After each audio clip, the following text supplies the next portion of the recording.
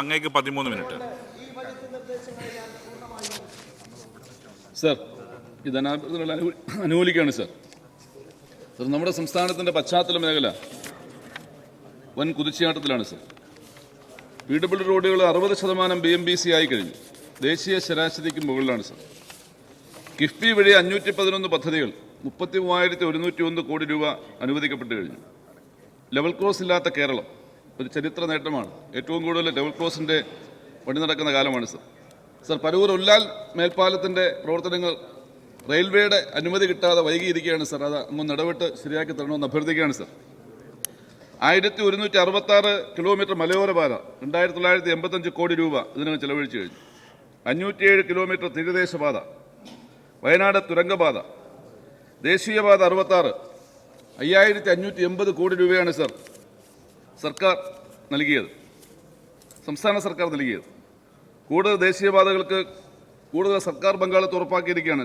Thiruvananthapuram outer ring road, Ernakulam bypass, Kollam Chenkotta greenfield പാതകൾക്കായിട്ട് 2370 കോടി രൂപ സംസ്ഥാന വിഹിതം നൽകിയിരിക്കുകയാണ് സർ. കേരളത്തിൻ്റെ പശ്ചാത്തല മേഖല ഒരു കാലത്തും ഇല്ലാത്തതുപോലുള്ള കുതിച്ചുചാട്ടത്തിലാണ് സർ. സർ, ടൂറിസവുമായി ബന്ധപ്പെട്ട് കോവിഡിൻ്റെ ആഘാതത്തിൽ നിന്ന് കേരള ടൂറിസം വലിയ തിരിച്ചുവരവാണ് നടത്തിയത്. ആഭ്യന്തര ടൂറിസത്തിൽ സർവകാല റെക്കോർഡാണ് സർ. കേരളത്തിൽ വിനോദസഞ്ചാരികൾ, വിദേശ സഞ്ചാരികളുടെ എണ്ണം ഇന്ന് കൂടിയിരിക്കുകയാണ് സർ. ലോകത്തിലെ പ്രധാനപ്പെട്ട 50 ടൂറിസ്റ്റ് കേന്ദ്രങ്ങളിലൊന്നായിട്ട് കേരളം മാറിയിരിക്കുകയാണ്. ഡിസൈൻ പോളിസി നടപ്പിലാക്കിയ ഏക സംസ്ഥാനമാണ് sir Keralam. Caravan tourism, heli tourism, cruise tourism, seaplane, നൂതന അഡ്വഞ്ചർ ടൂറിസം പദ്ധതികൾ, സിനി ടൂറിസം, ബീച്ച് ടൂറിസം, പൈതൃക ടൂറിസം, ഡെസ്റ്റിനേഷൻ ചലഞ്ച് പദ്ധതി, ഡെസ്റ്റിനേഷൻ വെഡ്ഡിംഗ് തുടങ്ങിയ പദ്ധതികളിലൂടെ ഈ മുന്നേറ്റം തുടരുകയാണ് സർ. സർ, അതുപോലെ തന്നെ സർക്കാരിൻ്റെ മാതൃവകുപ്പായിട്ടുള്ള റവന്യൂ വകുപ്പ് സർ കൂടുതൽ ജനോന്മുഖമാക്കുക എന്ന ലക്ഷ്യത്തോടു കൂടി ഈ സർക്കാർ നടപ്പിലാക്കുന്ന പദ്ധതികൾ, അതിലൂടെ കേരളം ഇന്ന് രാജ്യത്തിന് മാതൃകയായെന്ന് മാത്രമല്ല ലോകത്തിന് തന്നെ മാതൃകയായി പോകുന്ന പ്രവർത്തനങ്ങൾ നടത്തുന്നൊരു സംസ്ഥാനമായി കേരളം മാറിയിരിക്കുകയാണ് സർ. സർ, എല്ലാവർക്കും ഭൂമി, എല്ലാ ഭൂമിക്കും രേഖ, എല്ലാ സേവനങ്ങളും സ്മാർട്ട് എന്ന നയം നടപ്പിലാക്കിക്കൊണ്ട് റവന്യൂ വകുപ്പ് സ്മാർട്ടാവുകയാണ് സർ. കേരള ചരിത്രത്തിൽ ഏറ്റവും കൂടുതൽ പട്ടയം നൽകിയ ഗവൺമെൻറ് ഈ ഗവൺമെൻറ്റാണ്. 1,80,887 പട്ടയങ്ങൾ. 8 വർഷം കൊണ്ട് 3,57,898 പട്ടയങ്ങൾ നൽകിയ സർ. 5 ലക്ഷം പട്ടയങ്ങൾ കേരളത്തിൽ നൽകാനായിട്ടാണ് സർ പദ്ധതി. അത് വളരെ വ്യക്തമായ പ്രോഗ്രാമാണ് സർ. MLA അധ്യക്ഷനായിട്ടുള്ള പട്ടയ അസംബ്ലി, അതിൽ നിന്ന് ഉയരുന്ന പ്രശ്നങ്ങൾ പട്ടയ മിഷനിലൂടെ 5 തട്ടുകളായി പരിഹരിക്കുന്നു. വില്ലേജ് തല വിവരശേഖരണ സമിതി, താലൂക്ക് തല ദൗത്യ സംഘം, ജില്ലാതല ദൗത്യ സംഘം, അതുപോലെ ലാൻഡ് റവന്യൂ കമ്മീഷൻ ചെയർമാനായിട്ടുള്ള സംസ്ഥാന ദൗത്യ സംഘം, ചീഫ് സെക്രട്ടറി അധ്യക്ഷനായിട്ടുള്ള സംസ്ഥാന നിരീക്ഷണ സമിതി, പട്ടയത്തിന് പ്രത്യേക ഡാഷ്ബോർഡ്, വിവിധ നിയമക്കുരുക്കുകളാൽ പട്ടയം ലഭിക്കാത്ത വിഷയങ്ങളെല്ലാം ഡാഷ്ബോർഡിലൂടെ ഗവൺമെൻറ് ശ്രദ്ധയിൽ കൊണ്ടുവരികയും അങ്ങനെ ഒരു ഗവൺമെൻറ്റിൻ്റെ മനുഷ്യമുഖമാണ് സർ ഇതിലൂടെ കാണാൻ കഴിയും സർ. അഭിമാനകരമായി പറയാൻ കഴിയും സർ. സർ, ഈ ഇന്നലത്തെ ജനയുഗം പത്രമാണ് സർ. ഇതിൽ 224 വർഷം കഴിഞ്ഞ ഉടമകൾക്ക് ഭൂമി തിരിച്ചു കിട്ടിയ വാർത്തയാണ് സർ. മലപ്പുറം ജില്ലയിലാണ്. നമ്മുടെ ലീഗിലെ നമ്മുടെ പ്രിയപ്പെട്ട സഹോദരങ്ങൾ MLA ഉണ്ട് സർ. ഇതൊന്ന് അഭിനന്ദിക്കണ്ടേ സർ അവർ? സർ, 224 വർഷമാണ്. ഒരു മനുഷ്യമുഖമുള്ള ഗവൺമെൻറ്റായിട്ടാണ് സർ 1976 മുതൽ അപേക്ഷ നടക്കുകയാണ് സർ. അവർ സത്രം ഭൂമി, ഞാൻ വിശദാംശങ്ങൾ 200ഓളം കുടുംബങ്ങളാണ് സർ. 200ഓളം കുടുംബങ്ങളാണ് ഈ പട്ടയം ലഭിച്ചത് സർ. നവകേരള സദസ്സിൽ ബഹുമാനപ്പെട്ട റവന്യൂ മന്ത്രി പ്രഭാത സവാരിക്ക് ഇറങ്ങിയപ്പോൾ കൊല്ലത്തെ മത്സ്യത്തൊഴിലാളികൾ അദ്ദേഹത്തോട് പട്ടയത്തിൻ്റെ വിഷയം പറഞ്ഞു സർ. തിരുവനന്തപുരം കൊല്ലം ജില്ലയിൽ 1200ഓളം കടൽ പുറംപോക്കിൻ്റെ പട്ടയങ്ങളാണ് സർ ഈ ഗവൺമെൻറ് കൊടുത്തത് സർ. പുനലൂർ പേപ്പർ മില്ല് 800ഓളം പട്ടയങ്ങൾ ഭൂരഹിതരല്ലാത്ത പുനലൂർ എന്ന പദ്ധതിയും കീഴിൽ ഗവൺമെൻറ് കൊടുത്തു സർ. ഇതൊരു മനുഷ്യമുഖമുള്ള ഗവൺമെൻറ്റിൻ്റെ പ്രവർത്തനങ്ങളാണ് സർ അത്. സർ, പട്ടയങ്ങൾ സ്മാർട്ടാവുകയാണ് സർ. പഴയ പട്ടയങ്ങൾ കിട്ടാതെ ആളുകൾ അതിന് കോപ്പി കിട്ടാതെ വലയുന്നൊരവസ്ഥയുണ്ട് സർ. അത് ഒരു യാഥാർത്ഥ്യമാണ്. ഇപ്പോൾ പട്ടയങ്ങൾ സ്മാർട്ടായി കൊടുക്കുകയാണ്. പക്ഷേ പഴയ പട്ടയങ്ങൾ കിട്ടാത്ത പട്ടയങ്ങൾക്ക് ഒരു പകരം സംവിധാനം ഏർപ്പെടുത്താനായിട്ട് ഗവൺമെൻറ് ശ്രദ്ധിക്കണം സർ.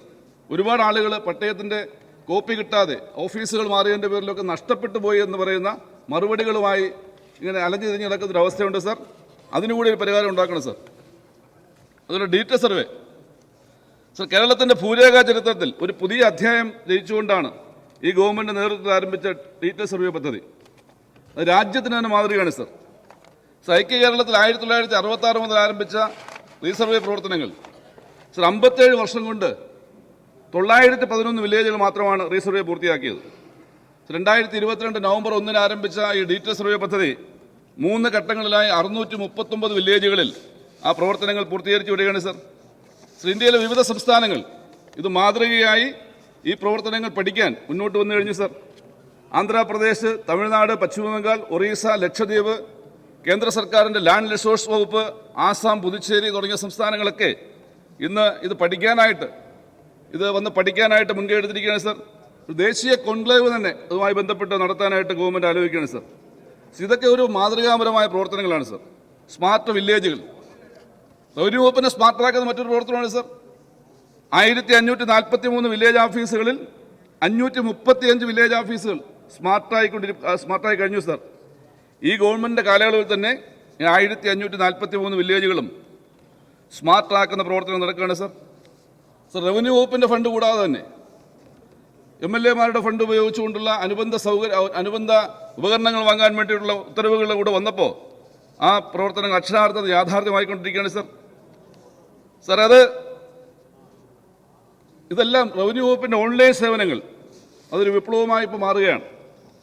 24 ഇനം സർട്ടിഫിക്കറ്റുകളാണ് ഓൺലൈൻ നൽകുന്നത്. ലീഗൽ ഹയർഷിപ്പ് ഉൾപ്പെടെയുള്ള സർട്ടിഫിക്കറ്റ് ഉണ്ട് സാർ. എന്നാൽ ചില ഓഫീസുകളിൽ ഇപ്പോഴും ആ ഓൺലൈൻ സേവനം നൽകുന്നതിലുള്ള വീഴ്ച ഉണ്ടാകുന്നുണ്ട് സാർ. ചിലപ്പോൾ ഈ ലീഗൽ ഹയർഷിപ്പ് സർട്ടിഫിക്കറ്റൊക്കെ ഓൺലൈനായി കൊടുക്കുമ്പോൾ ഓഫ്ലൈനായി കൊടുക്കണമെന്ന് പറയുന്ന ചില പ്രവണതകളുണ്ട്. അതുപോലെ ചില ഓൺലൈൻ സർട്ടിഫിക്കറ്റുമായി ലൊക്കേഷൻ സ്കെച്ച് പോലുള്ള സംഗതികൾക്ക് ആളുകൾ ഓഫീസിൽ വിളിച്ചു വരുത്തുന്ന സംഗതികളൊക്കെ ഉണ്ട് സാർ. ശ്രദ്ധയിൽപ്പെടുത്തുകയാണ്. ഒരു ട്രെയിനിങ് ആവശ്യമാണ് സാർ. ഇതിനൊക്കെ 12.96 കോടി സേവനമാണ് സാർ ഓൺലൈനായിട്ട് നൽകിയിട്ടുള്ളത്. സാർ, അതൊരു വിഷയമുള്ളത്, നമുക്ക് ഈ ഓൺലൈൻ സേവനം ഒരു ലോഗിനിൽ ഒരു മാസം 4 തവണ വെച്ച് മാത്രമേ ചെയ്യാൻ കഴിയൂ ഒരാൾക്ക്. ഞാനൊരു ബാങ്ക് ലോൺ എടുക്കാൻ പോയാൽ 1, 2, 3 ബാങ്ക് ആ അപേക്ഷ നിരസിച്ചാൽ പിന്നെ എനിക്ക് ആ മാസം അപേക്ഷിക്കാൻ പറ്റില്ല. കൈവശ സർട്ടിഫിക്കറ്റൊക്കെ എടുക്കാൻ പോയി കഴിഞ്ഞാൽ ഒരു ബാങ്ക് നിരസിച്ച് വേറൊരു ബാങ്കിൽ പോയി, അവരും നിരസിച്ച് 3ാമത്തെ ബാങ്കിലേക്ക് പോയി കഴിഞ്ഞാൽ ഈ 4 എണ്ണത്തിൻ്റെ പരിധി കഴിയും. പിന്നെ എനിക്ക് അപേക്ഷിക്കാൻ കഴിയില്ല സാർ. അപ്പോൾ പിന്നെ നമ്മൾ മറ്റ് കേന്ദ്രങ്ങളെ ആശ്രയിക്കേണ്ടി വരികയാണ് സാർ. ഇപ്പോൾ ലോഗിൻ ഈ പ്രശ്നം പരിഹരിക്കണം സാർ. വില്ലേജുകൾക്ക് ലോഗിൻ അനുവദിക്കണം. അതുപോലെ നമ്മുടെ വില്ലേജുകളിൽ ഫ്രണ്ട് ഓഫീസ് കിയോസ്ക് സംവിധാനങ്ങൾ വരികയാണ്. എൻ്റെ മണ്ഡലത്തിൽ അങ്ങനെ തന്നെ ഉദ്ഘാടനം ചെയ്തൊരു ഫ്രണ്ട് ഓഫീസ് കിയോസ്ക് ഉണ്ട്. ലോഗിൻ ഇല്ലാത്തതുകൊണ്ട് അവിടെ സേവനം നൽകാൻ കഴിയുന്നില്ല സാർ. അത്തരം പ്രശ്നങ്ങൾ അങ്ങയുടെ ശ്രദ്ധയിൽപ്പെടുത്തുകയാണ്. അതുപോലെ തന്നെ മറ്റൊരു വിഷയമുള്ളത്, ഈ കോർട്ട് ഓഫീസ് സ്റ്റാമ്പ് നമ്മൾ ഒഴിവാക്കിയിട്ടുണ്ട്. എന്നാൽ 15 രൂപ സർവീസ് ചാർജ് വാങ്ങുന്നുണ്ട് സാർ. എനിക്കൊന്ന് IT മിഷനാണെന്ന് തോന്നുന്നു അത് വാങ്ങുന്നത്. ഇപ്പോൾ 12.96 കോടി രൂപ നമ്മൾ അത്തരത്തിൽ കണക്കുകൂട്ടുമ്പോൾ 200 കോടി രൂപ ആ ഇനത്തിൽ കളക്ട് ചെയ്തിട്ടുണ്ട് സാർ. ഇപ്പോൾ നമ്മുടെ കമ്പ്യൂട്ടർ അനുബന്ധ ഉപകരണങ്ങൾ വാങ്ങുന്നതിനൊക്കെ വകുപ്പ് തന്നെയാണ് ഇപ്പോൾ ചെലവഴിക്കുന്നതാണ് മനസ്സിലാക്കുന്നത്. ഇപ്പോൾ ഈ സർവീസ് ചാർജ് ഇനത്തിലുള്ളൊരു നയം അത് കൃത്യമായി നടപ്പിലാക്കണം സാർ. അതുപോലെ റവന്യൂ പോർട്ടൽ രജിസ്ട്രേഷൻ നടപടികൾ നമ്മൾ ഡിജിറ്റൽ സാക്ഷരത ഇല്ലായ്മയുണ്ട് സാർ. എന്നാൽ ഡിജിറ്റൽ സാക്ഷരതയിലേക്ക് നമ്മൾ പോകുന്നതിന് മുമ്പ് തന്നെ ആ നടപടികൾ ലഘൂകരിക്കണം സാർ. ഇപ്പോൾ റവന്യൂ പോർട്ടലിലേക്ക് രജിസ്റ്റർ ചെയ്യുന്നതിന് യൂസർ ID വേണം, പാസ്വേഡ് വേണം. അപ്പോൾ അത് ലോഗിൻ ചെയ്യുന്നതിന് വലിയ ബുദ്ധിമുട്ടുണ്ട്.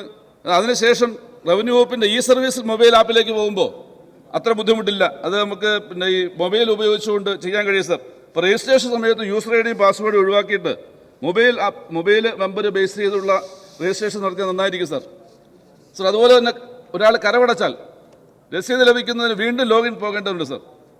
നിലവിലെ VOയുടെ ലോഗിൻ നിന്ന് മാത്രമേ, വില്ലേജ് ഓഫീസ് ലോഗിൻ നിന്ന് മാത്രമേ രസീത് ലഭിക്കുകയുള്ളൂ. ആയത് മാറ്റി വില്ലേജ് ഓഫീസിൽ ഏത് ലോഗിനിൽ നിന്നും രസീത് എടുക്കാൻ കഴിയുന്നൊരു സംവിധാനം ഉണ്ടാവണം സാർ.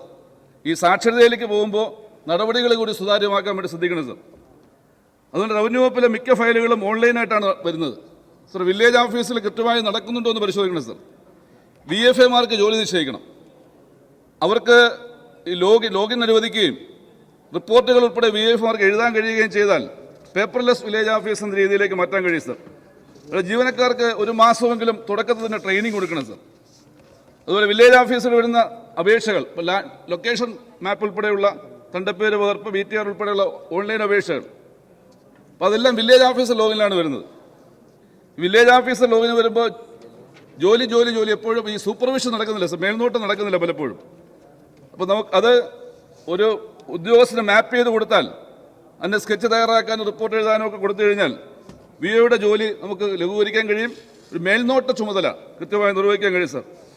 ഇത്തരം ചില കാര്യങ്ങൾ നമുക്ക് ഈ ഓൺലൈൻ സേവനവുമായി ബന്ധപ്പെട്ട് നോക്കേണ്ടതുണ്ട് സർ. അതുപോലെ നമ്മളിപ്പോൾ നടക്കുന്ന പ്രവർത്തനങ്ങളിൽ ഇപ്പോൾ സ്മാർട്ട് വില്ലേജ് ഓഫീസുമായി ബന്ധപ്പെട്ട് എല്ലാ ഓഫീസുകളിലും പശ്ചാത്തല സൗകര്യങ്ങൾ ഒരുങ്ങി വരികയാണ് സർ. ഇപ്പോൾ എൻ്റെ മണ്ഡലത്തിൽ നിങ്ങൾക്കറിയാം, ജനപക്ഷം ചാത്തന്നൂരുമായി ബന്ധപ്പെട്ട് നടത്തിയിട്ടുള്ള പ്രവർത്തനങ്ങൾ, സ്മാർട്ട് വില്ലേജ് ഓഫീസിൻ്റെ 45 ലക്ഷം രൂപ വാങ്ങാത്തൊരു മണ്ഡലമാണത്. എല്ലാ വില്ലേജുകളും അതിനു മുമ്പ് തന്നെ സ്മാർട്ടായ മണ്ഡലമാണ്. അവിടെ അങ്ങയുടെ സഹായത്തോടുകൂടി മറ്റ് അടിസ്ഥാന സൗകര്യങ്ങളെല്ലാം പൂർത്തിയാക്കിയിട്ടുണ്ട്. ഇപ്പോൾ ഡിജിറ്റൽ കിയോസ്ക് ഇന്ത്യയിൽ ആദ്യമായി, സംസ്ഥാനത്ത് ആദ്യമായിട്ടാണ് എന്ന് മാത്രമല്ല ഇന്ത്യയിൽ ആദ്യമായി റവന്യൂ ഓഫീസിൽ ഡിജിറ്റൽ കിയോസ്ക് സ്ഥാപിച്ച സ്ഥലമായിട്ട് പറയുന്നുണ്ട് സർ. അവിടെ ഈ ലോഗിൻ്റെ പ്രശ്നം വരുന്നുണ്ട്. ഡിജിറ്റൽ സർവേയുമായി ബന്ധപ്പെട്ട് ഇപ്പോൾ നമ്മൾ 636 ഓഫീസ് വില്ലേജുകളിൽ ഡിജിറ്റൽ സർവേ നടക്കുമ്പോഴും ജനകീയ പങ്കാളിത്തത്തോടുകൂടി ആ പ്രവർത്തനങ്ങൾ നടത്താൻ അവിടെ കുടുംബശ്രീയെയും പഞ്ചായത്ത് ഭരണസമിതിയെല്ലാം ഉപയോഗിച്ചുകൊണ്ട് നടത്തിയ പ്രവർത്തനങ്ങൾ, അത് മാതൃകാപരമായി നടത്തിയ പ്രവർത്തനങ്ങളാണ് സർ. അതിൻ്റെ ഒരു അഭ്യർത്ഥന നിങ്ങളുള്ളത്. ഇപ്പോൾ നമ്മൾ 6 മാസമാണ് ഡിജിറ്റൽ സർവേക്ക് വേണ്ടി ഒരു ടീമിന് അനുവദിച്ചിട്ടുള്ളത്. എന്നാൽ ഒരു വർഷം, 1.25 വർഷം, 1.5 വർഷമൊക്കെ എടുക്കുന്നുണ്ട് പലയിടങ്ങളിലും പ്രവർത്തനങ്ങൾ നടത്താൻ. എന്നാൽ എൻ്റെ മണ്ഡലത്തിൽ ഇത്തരം ജനകീയമായ പ്രവർത്തനങ്ങളോടൊപ്പം ആ പ്രവർത്തനം നടക്കുന്നത് കൊണ്ട് 6 മാസം കൊണ്ട് തന്നെ ആ പ്രവർത്തനം ഒരു വില്ലേജ് പൂർത്തിയാക്കാൻ കഴിയും. ഇപ്പോൾ എൻ്റെ അവശേഷിക്കുന്ന വില്ലേജുകൾ അങ്ങ് 3 ടീമിനെ തന്നാൽ 6 വില്ലേജാണ് അവശേഷിക്കുന്നത്. 6 വില്ലേജും ഈ സമയബന്ധിതമായി 3 ടീമിനെ കൊണ്ട് പൂർത്തിയാക്കാൻ കഴിയും സർ. ഇപ്പോൾ ചാത്തന്നൂരിലെ ബാക്കി വില്ലേജ് കൂടി ടീമിനെ 3 തന്നാൽ മതി. ഞങ്ങൾ ഈ ജനകീയ പങ്കാളിത്തത്തോടുകൂടി 6 വില്ലേജുകൾ പൂർത്തിയാക്കാൻ കഴിയും സർ. അത്തരം പ്രവർത്തനങ്ങൾക്ക് അങ്ങയുടെ സഹായം ഉണ്ടാവണമെന്ന് അഭ്യർത്ഥിക്കുകയാണ് സർ. അതുപോലെ ഡിജിറ്റൽ സാക്ഷരത, 1 മിനിറ്റ് സർ, അങ്ങയുടെ നിർബന്ധം കൊണ്ടാണ് വേഗത്തിൽ പറയുന്നത്. ഡിജിറ്റൽ സാക്ഷരതയുമായി ബന്ധപ്പെട്ട് ഇപ്പോൾ അടുത്ത വർഷം നമ്മൾ ഡിജിറ്റൽ സാക്ഷരത ആരംഭിക്കാൻ പോകുന്നു സർ. സർ, ജനപക്ഷം ചാത്തന്നൂർ പദ്ധതിയുമായി ബന്ധപ്പെട്ട് ചാത്തന്നൂരിൽ അങ്ങയുടെ നിർദ്ദേശാനുസരണം സർവേ വകുപ്പിൻ്റെ ഉദ്യോഗസ്ഥനെ തന്നെ ആഴ്ചയിൽ 3 ദിവസം ചുമതല കൊടുത്ത് ആ പ്രവർത്തനങ്ങളോട് ഓൺഗോയിങ് ആണ് സർ. ഇപ്പോൾ ഞങ്ങൾ മണ്ഡലതല കമ്മിറ്റികൾ കൂടി കഴിഞ്ഞു, പഞ്ചായത്ത് തല കമ്മിറ്റികൾ കൂടി കഴിഞ്ഞു, ഇപ്പോൾ വാർഡ് തല കമ്മിറ്റിയിലേക്ക് പോവുകയാണ് സർ. ഒരു വാർഡിൽ നിന്ന് 2 RPമാരെ സെലക്ട് ചെയ്തുകൊണ്ട് ആ പ്രവർത്തനങ്ങൾക്ക് പോവുകയാണ്. അപ്പോൾ അത്തരം പ്രവർത്തനങ്ങൾക്കും അങ്ങയുടെ സഹായ സഹകരണം ഉണ്ടാകണമെന്ന് അഭ്യർത്ഥിക്കുകയാണ് സർ. ഈ ധനാഭ്യർത്ഥനയെ ഞാൻ അനുകൂലിക്കുകയാണ് സർ.